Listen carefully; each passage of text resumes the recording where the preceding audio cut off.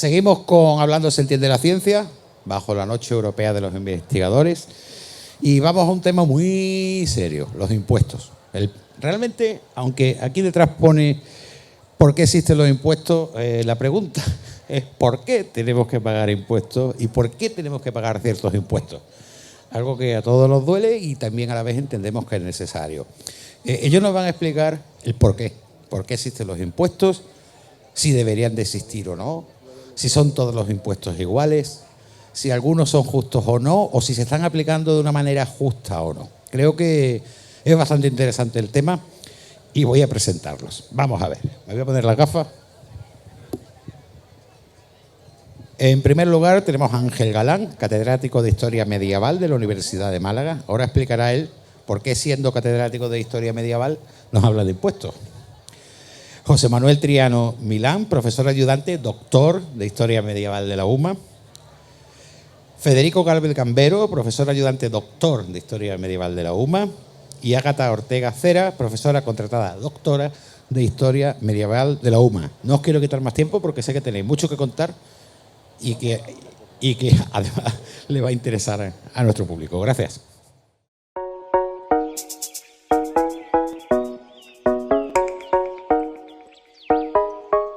Buenas noches. No sé si se oye bien o no, ¿no? Así que estamos muy contentos de estar aquí.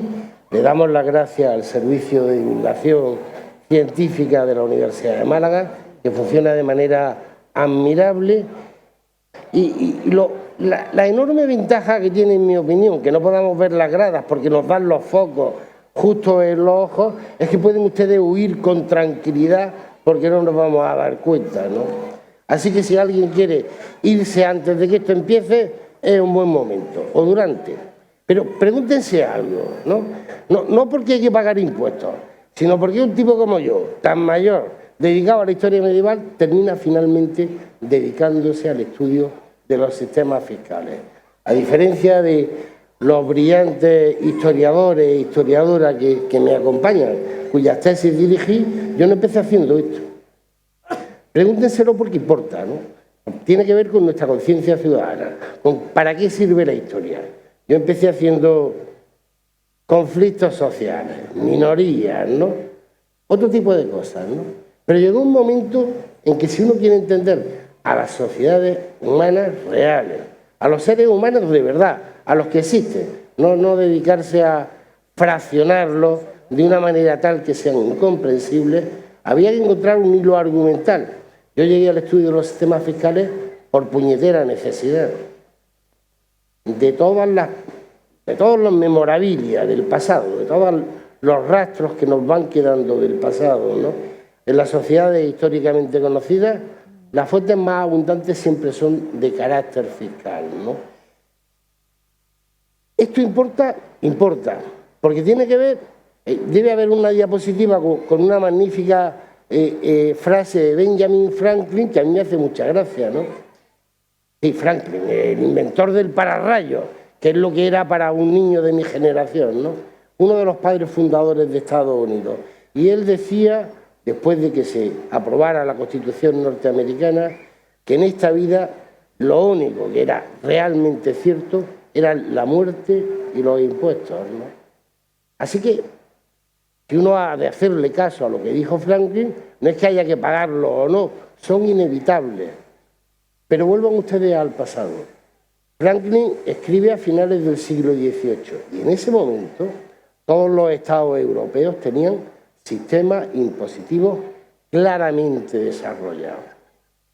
Y para que exista un sistema impositivo, necesariamente tiene que existir. Este es un pequeño chiste, digo la diapositiva siguiente. ¿Hacienda somos todos? Sí. La frase buena es Hacienda somos todos. ¿Somos todos iguales para Hacienda? No. No lo somos ahora y no lo fuimos anteriormente, ¿no? Pero para que exista un sistema impositivo, tiene que existir una comunidad política que se organice. Tiene que haber un Estado. Y estos son los pilares sobre los cuales se levanta el sistema impositivo. El primero es la existencia de un poder que nosotros reconocemos como Estado.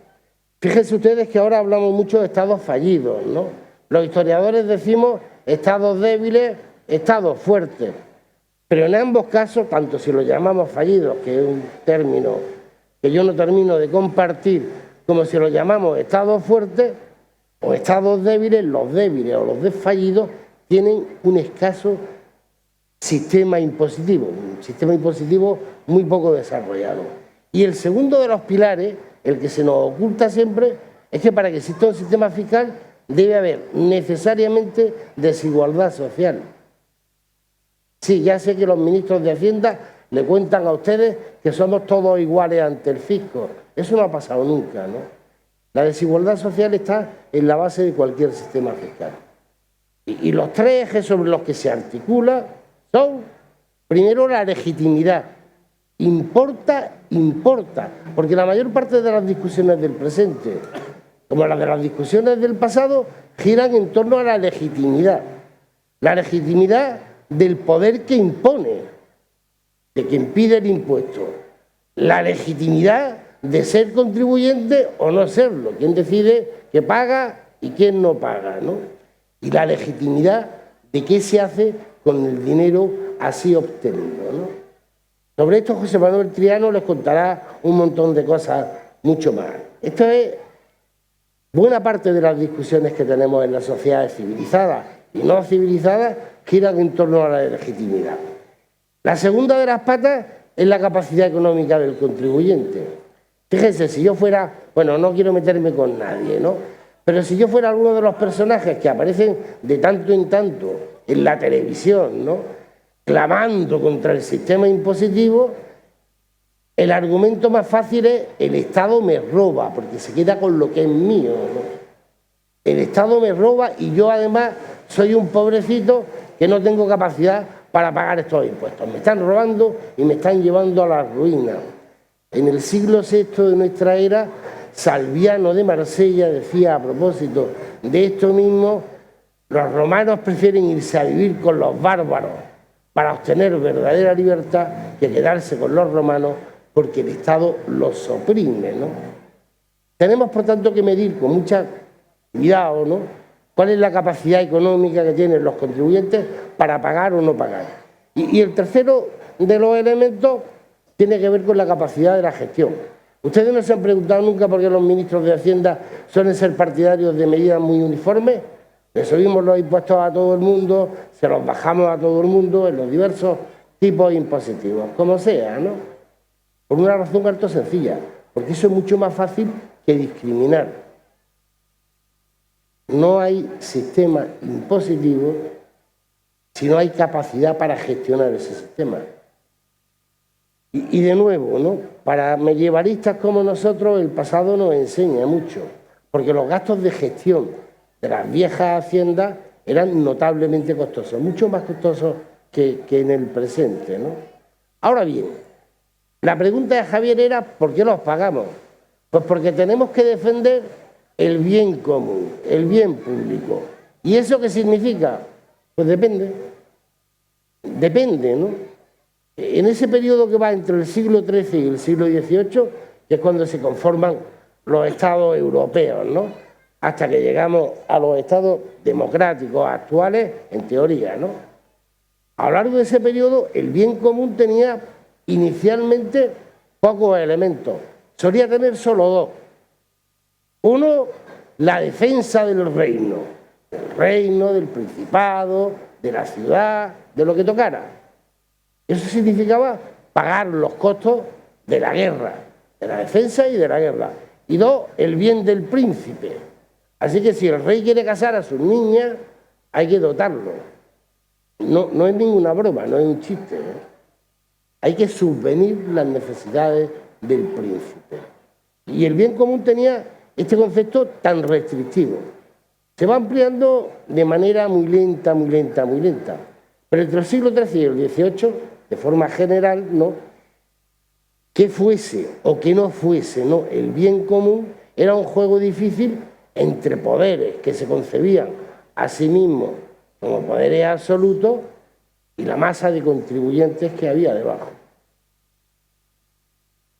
Lo que cambia con la Revolución Francesa, en teoría al menos, es que eso quién decide, quién contribuye y en qué consiste el bien común, pasa ahora a la soberanía popular.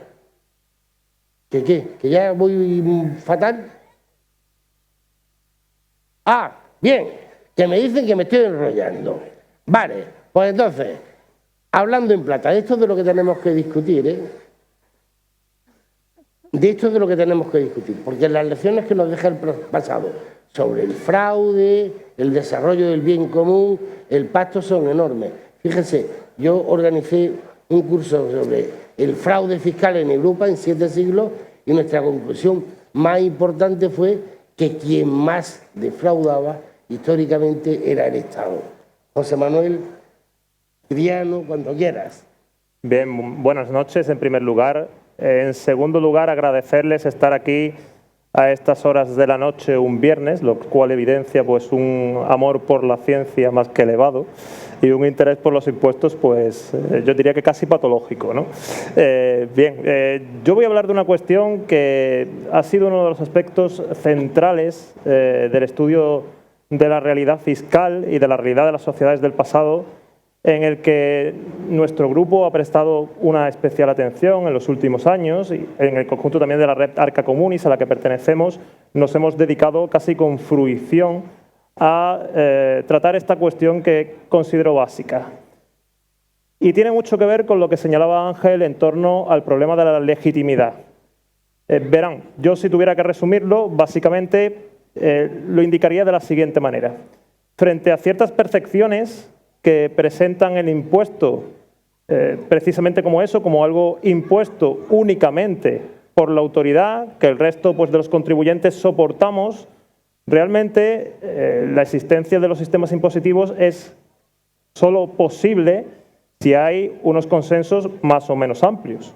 Ahí es donde entra esta cuestión de la legitimidad que hemos estudiado para el pasado, intentando pues, ver cómo funcionan estos discursos y cuáles son las discusiones que existen en torno a qué aspectos son más o menos debatibles en periodo tardomedieval y altomoderno.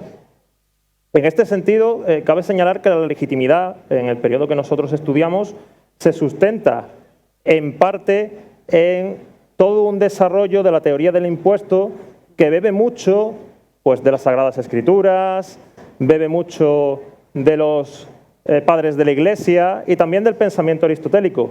Pero no piensen que esto es simplemente algo teórico, que esto es algo que la gente no conoce.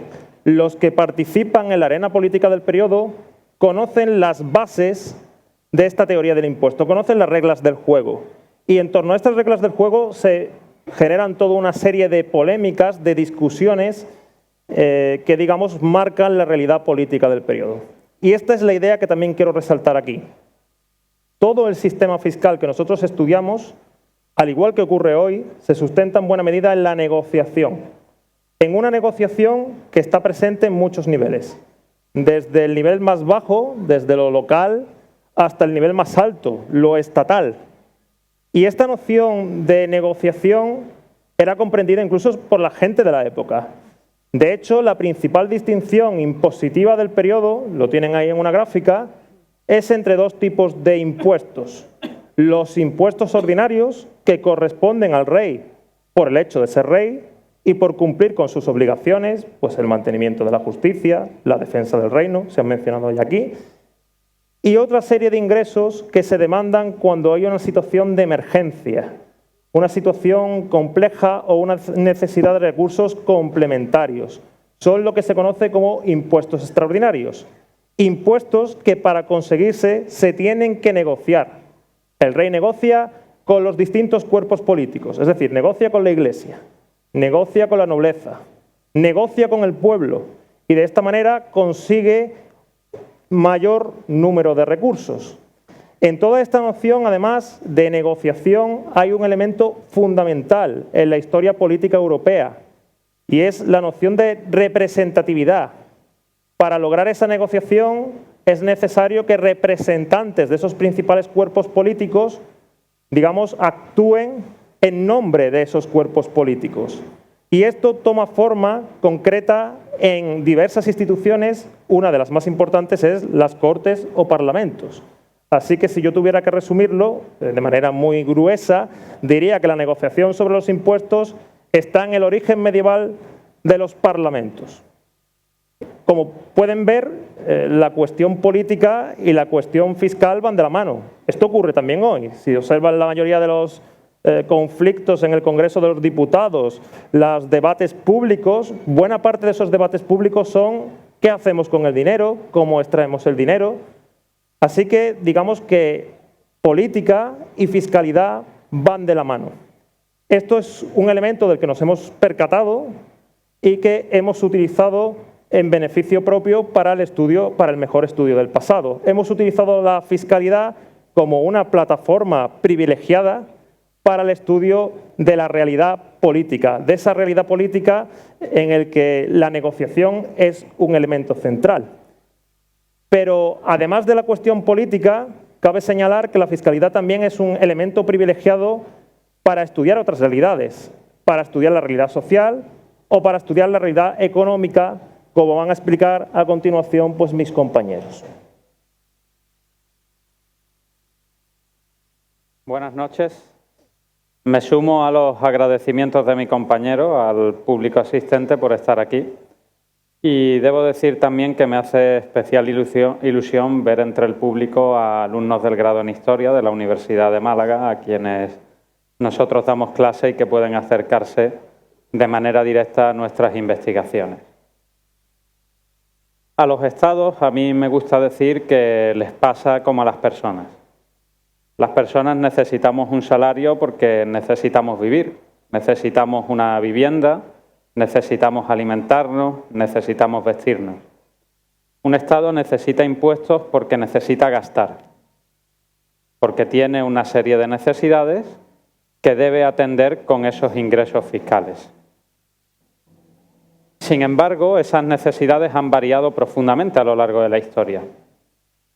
Nuestros estados actuales gastan esencialmente en 4 cosas. La primera de ellas es la provisión social, los subsidios y ayudas al desempleo y las pensiones. La segunda es lo que identificamos con el estado del bienestar, la educación y la sanidad universales. Y la tercera es el mantenimiento del Estado, en el que tiene un punto muy importante, la burocracia y la defensa. Estas características no surgen al mismo tiempo.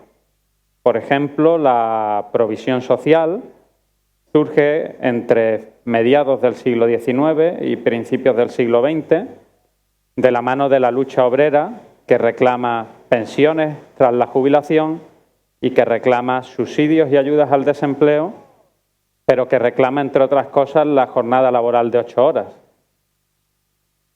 El siguiente punto, la sanidad y la educación universales, tienen raíces más antiguas, como veremos, pero se extienden en Europa a partir de finales de la Segunda Guerra Mundial. Es lo que el historiador británico Tony Judt llamó el momento socialdemócrata en un libro muy importante que es Posguerra.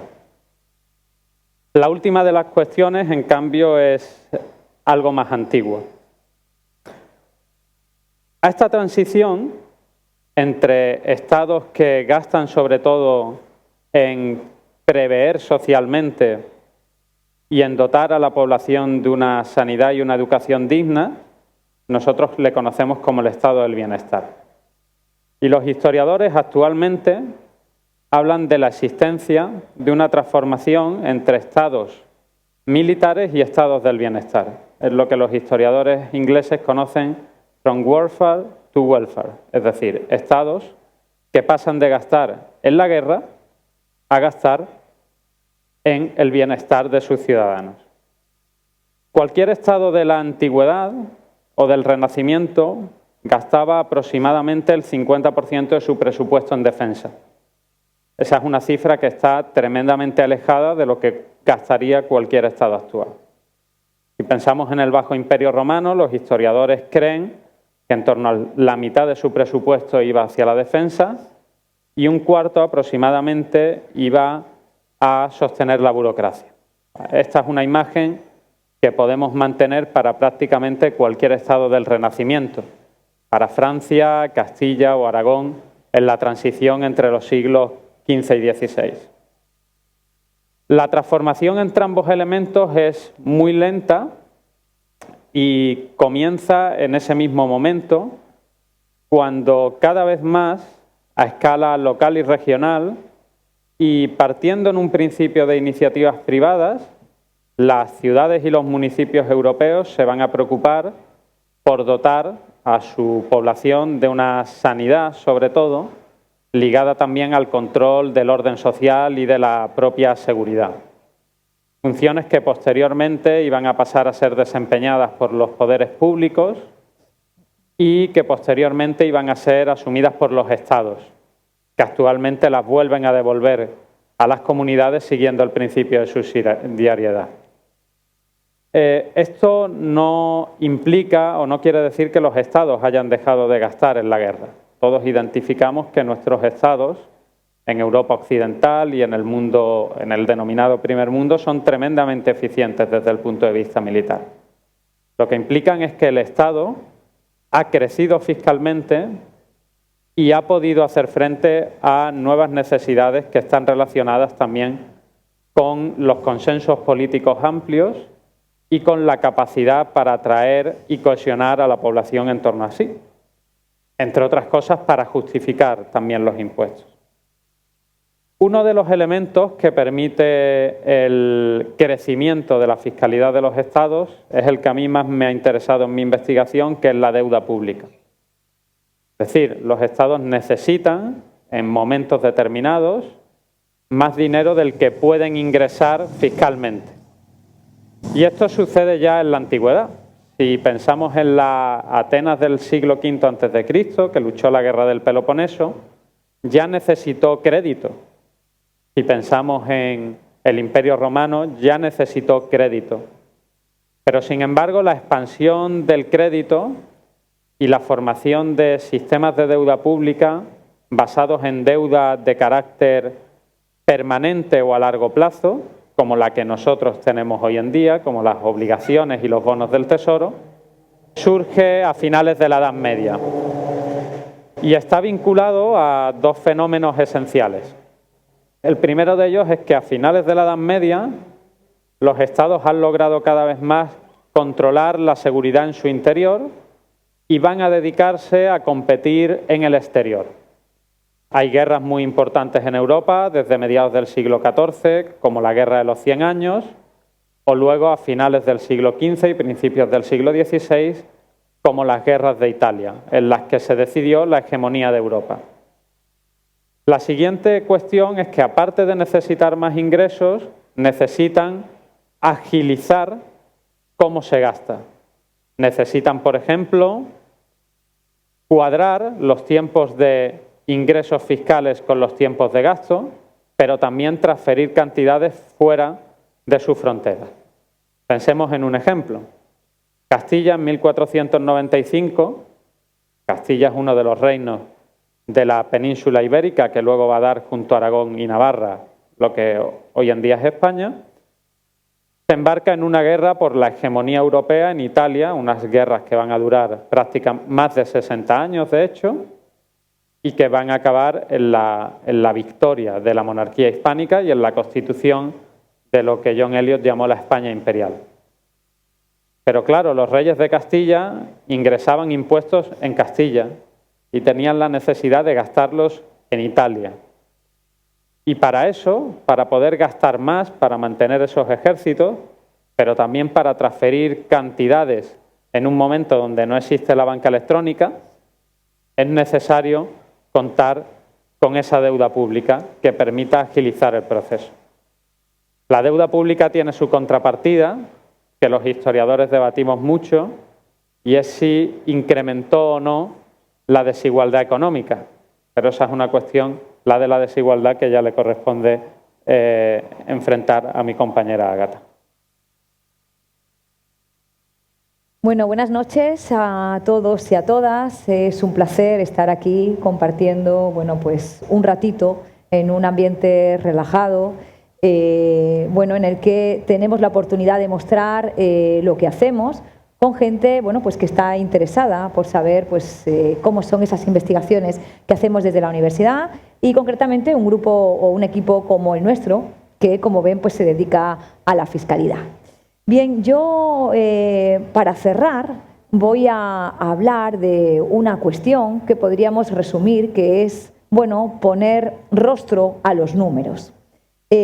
O como se denomina en el ámbito científico, la vertiente sociológica de la fiscalidad. ¿Qué es esto de la vertiente sociológica de la fiscalidad? Bueno, pues se trata de analizar los procesos sociales que subyacen a la realidad fiscal. Es decir, no podemos entender las políticas fiscales, no podemos entender los mecanismos de recaudación si no tenemos en cuenta el elemento humano que lo conforma. Si hay algo que nos interesa a todos los historiadores e historiadoras es conocer cómo funcionaban las sociedades del pasado, a nosotros concretamente las sociedades medievales. Y para ello, como les han explicado mis compañeros, tenemos en la fiscalidad un observatorio privilegiado. Hay que tener en cuenta no solamente que los impuestos están en la base de todas las sociedades, ya han podido ver la importancia que tienen los impuestos, sino que tras el cobro, tras el pago de esos impuestos, hay injusticias, hay resistencias, hay violencia, hay fraude fiscal, pero también hay peticiones de evolución, de mejora, de cambio, negociaciones, debates. Bien, con todo esto que queda reflejado en la documentación con la que nosotros trabajamos, podemos tener un conocimiento mucho más profundo de cómo funcionaban estas sociedades medievales. Sociedades que, como ven, son activas y tienen una conciencia clara de lo que es justo, de lo que no es justo, de lo que es legítimo o de lo que es ilegítimo. Y esto nos permite a los investigadores ir desterrando capas de mito, estereotipos o clichés de cómo ha sido concebida las sociedades medievales. En muchas ocasiones se reflejan como sociedades muy polarizadas y sociedades relativamente sencillas. Por un lado están los poderosos, están los reyes, los nobles, los caballeros, la iglesia. Por otro lado, una masa informe de personas pasivas que trabajan de sol a sol y que pagan muchos impuestos. Bien, pues si por algo se caracterizan las sociedades del medievo es por ser sociedades complejas. Y esa complejidad se puede ver perfectamente cuando... Vamos a dejar que pase la moto. Digo que esa complejidad se puede ver perfectamente cuando formulamos una serie de preguntas como quiénes, cómo, cuándo y dónde se pagan impuestos. El por qué ya lo saben. Para intentar dar respuestas a estas preguntas, comenzamos por el principio, es localizar a los agentes principales, al emisor, al receptor, al contribuyente y al beneficiario.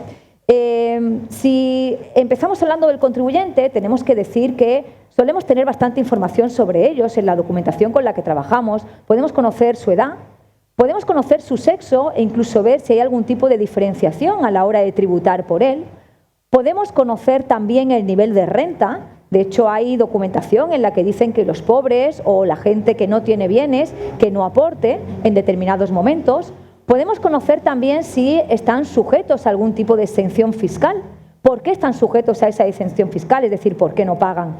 Y podemos saber también su identidad religiosa. Y esto en esta época es fundamental, porque no va a pagar igual un judío, un musulmán, un morisco o un cristiano. La fiscalidad es desigual y la fiscalidad es diferencial. Si nos colocamos en el otro lado, en el beneficiario, encontramos aquí una serie de sistemas fiscales con los que el contribuyente tiene que aportar. Estos sistemas fiscales en muchas ocasiones son complementarios y les pongo un ejemplo. Si yo vivo en una tierra de realengo, es decir, una tierra que pertenece al rey, le tengo que pagar impuestos al rey. Pero también tengo que pagar impuestos a la Iglesia, que cuida de mi alma y tiene que sustentarse. Es decir, tengo que darle a Dios lo que es de Dios, al César lo que es del César. Pero también tengo que aportar y contribuir con mi localidad, con mi municipio, porque hay que reparar una muralla, un camino o construir un puente. Por tanto, como contribuyente, aporto a un triple sistema fiscal, en este caso fiscalidad regia, fiscalidad eclesiástica y fiscalidad municipal, que son complementarias y no son excluyentes. Detrás de estos sistemas fiscales, pues hay una serie de instituciones que están regidos por una serie de personas que nos interesa mucho saber quiénes son, pero sobre todo nos interesa saber cuál es el nexo, el lazo de unión que hay entre el beneficiario y el contribuyente, entre estos sistemas fiscales y el contribuyente. Y es aquí donde aparecen unos personajes que son fundamentales, que son los intermediarios fiscales. ¿Por qué son fundamentales? Porque son ellos el nexo de unión entre uno y otro. Es decir, son ellos los que van a recaudar el impuesto y lo van a llevar hasta el beneficiario. En esta época, las rentas suelen gestionarse de forma indirecta. Por tanto, estamos hablando de personas que gestionan estas rentas. Nos interesa mucho saber quiénes son, por qué se dedican a ello. Hay que decir que recaudar impuestos es una tarea muy compleja, así que normalmente no lo hace una persona sola, sino que se agrupan en asociaciones, en sociedades, en compañías, y nos interesa mucho saber por qué se agrupan de una forma y no de otra, es decir, qué está pesando a la hora de buscar estos socios. ¿Está pesando una relación familiar, un origen vecinal y por tanto geográfico, una profesión similar o parecida o una identidad religiosa? Pues, por ejemplo, algunas de las preguntas que nosotros nos hacemos es: ¿trabajan los judíos por un lado, los musulmanes por otro, los cristianos por otro? ¿O suelen mezclarse para trabajar? En el caso de que se mezclen, ¿es algo puntual? ¿Es algo estructural? ¿Y cuál es el rol que desempeña cada uno en estas compañías financieras? ¿Puede un judío cobrar rentas a un cristiano? Ya les adelanto que sí. ¿Va a querer un cristiano pagarle rentas a un judío? Bueno, querer no va a querer, pero le va a tener que pagar. O, como dice la documentación, un moro paga mejor a otro moro. Y, por tanto, aquí vemos cómo la identidad religiosa, dependiendo del nivel en el que nos encontremos de recaudación, es muy importante, porque evidentemente se está buscando la forma de que esa recaudación sea lo más exitosa posible. Como ven, son muchísimas las cuestiones que se pueden estudiar a partir de la vertiente sociológica de la fiscalidad. Las sociedades mixtas, las identidades, las minorías, las identidades religiosas, o un elemento que a nosotros nos interesa mucho también, que son las relaciones de poder, ¿no? Cómo funcionan esas dinámicas de poder. Por ejemplo, el poder fiscal, el poder financiero, el poder político, el poder religioso. Bien, pues cómo funcionan y quién hay detrás de esos poderes, sobre qué estructuras caen, sobre qué personas residen. Y para abordar pues, todas estas cuestiones, la sociología fiscal, la vertiente sociológica de la fiscalidad, pues tiene una metodología, podríamos decir, interdisciplinar. Tiene una metodología amplia, pero que también viene de disciplinas diferentes. Pues utilizamos análisis cualitativos, análisis cuantitativos, utilizamos bases de datos a partir de las cuales podemos reconstruir vidas completas, biografías, pero también utilizamos metodologías que vienen de otras disciplinas, como es la teoría de las redes. Eso es lo que tienen ahí, una teoría de redes. Redes se puede hacer de cualquier cosa. En este caso, lo que está mostrando son cómo se relacionan los grupos de poder entre sí, en este caso los recaudadores, los arrendadores, porque ellos también forman parte del poder, también son grupos de poder. También hay pues, otras metodologías que provienen de otros campos, como los sistemas de información geográfica, que provienen del campo de la geografía, y eso pues, nos permite pues, poder reconstruir geografía de la fiscalidad, geografía del arrendamiento y un larguísimo etcétera. Y ya voy a finalizar pues solamente comentándoles, luego si quieren podemos entrar un poquito más en esto, que bueno, pues la perspectiva de género, que justo lo dejaba para el final, preguntarse dónde están las mujeres aquí y por tanto buscar cuál es el papel que tenían también en todo este entramado fiscal y financiero, pues es una de las líneas de investigación más actuales, más prometedoras y que aún tenemos muchísimo que trabajar sobre ellas. Y bueno, pues por mí es todo. Muchas gracias.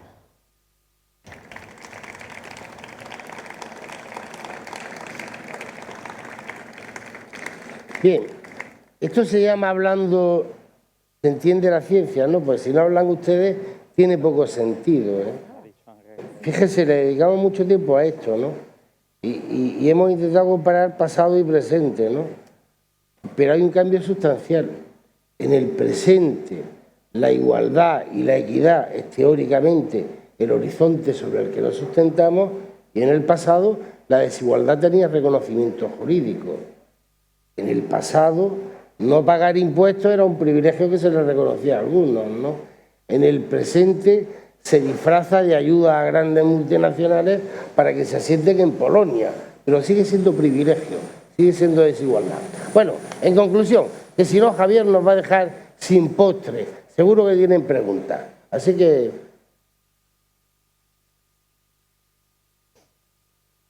si no hay preguntas, suspendemos algo, que es casi lo único que podemos hacer, aunque yo no veo nada, ¿eh? Levanta el campamento.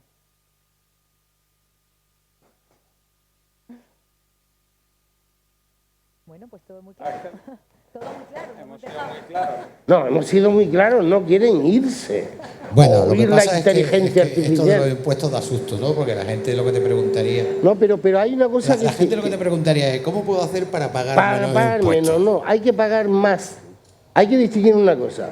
Una cosa es la presión fiscal. La presión fiscal en el pasado no se puede medir.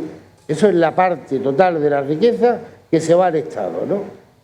A pesar de lo que dice la COE, este año está en el 37, entre 5 y 8, ¿no? Del Producto Interior Bruto español, ¿no? Pero yo les he de recordar a ustedes que los estados son a su vez un motor económico. No hay mercado para aquellos que les interesen mucho si no hay estados, ¿no? Esto es bueno, una parte. pues... No, Javier, déjame decir una cosa. ¿Por qué hay que pagar impuestos? Porque si no el chiringuito se va a hacer puñeta. ¿Cómo queramos pagar? ¿Y a quién? ¿Y para qué? Lo podemos discutir. Pero si no hay impuestos, no hay sociedades organizadas. Ángel, y las democráticas... hay una pregunta. Sí. Va a dar tiempo a una pregunta. Hola, buenas noches. Muchas gracias por la conferencia. Quería preguntar, en vista al futuro, desde hoy, desde la actualidad, la globalización de las tecnologías, ¿los impuestos también se globalizará? ¿Será igual en casi todo el mundo? No sé, ¿en qué forma va a cambiar los impuestos con la evolución de la tecnología? Verá usted que es usted una optimista, ¿no? La Unión Europea lleva avanzando en la integración económica 35 años y estamos discutiendo la armonización fiscal desde hace 35 años también, ¿no? Lo ideal sería que un sistema fiscal justo, pero voy a dejar hablar a mis compañeros, fuese igualmente equitativo en términos globales, ¿no? Pero desafortunadamente estamos en el sistema contrario, ¿no? Yo en este sentido, desde una perspectiva histórica, la pretensión de un impuesto único, esto lo hemos demostrado nosotros, es una realidad que aparece ya en la Edad Media. La pretensión de un impuesto único y global.